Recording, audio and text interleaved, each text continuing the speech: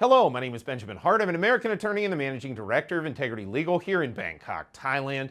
As the title of this video suggests, we're asking the question, I don't mean to laugh here because it's actually really sort of a grave situation, but as we all know, there was this incident involving what appears to be the attempted assassination of Donald Trump during a recent event in the United States.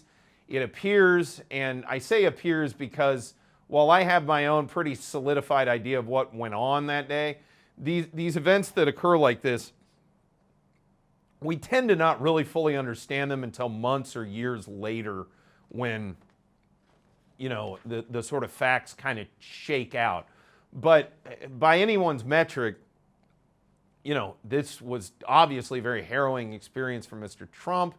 And, it was unfortunate. I don't know what was going on in terms of security, but let's not get into all of that. It's not really even the purpose of this channel.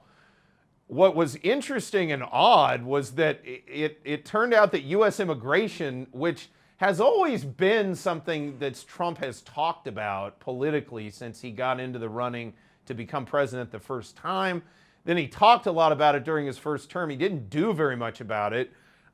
Other than really make the legal immigration process unnecessarily obtuse and throw in a bunch of, like booby traps and things into the system and do things to the system that just caused it to, quite honestly, become administratively ineffective.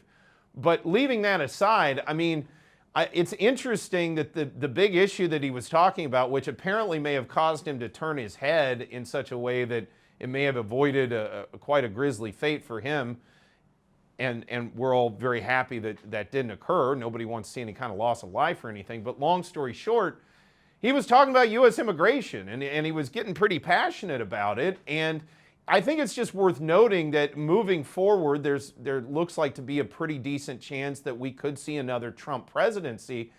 You can bet that immigration is going to be high on the priority list, I have to imagine, in that at least hypothetical, at this point in time, Trump presidency. But that said, we've seen what happened in the first go-around, so there's no reason to presume that we might not see further problems in the immigration space starting to crop up within the next year or so. So something to be aware of. If you're looking to bring a loved one to the United States right now, getting things on file sooner rather than later would probably be an optimal sort of strategy, because as we get deeper and deeper into a Trump administration, again, possibly, looking a year out, even past that, I think it's safe to presume we're going to start seeing a lot of new requirements and things that are going to make the overall process that much more onerous. So the thing to take away from this video is if you are looking to bring somebody back to the United States within a couple-year window from now, probably a good idea to be looking at doing that sooner rather than later.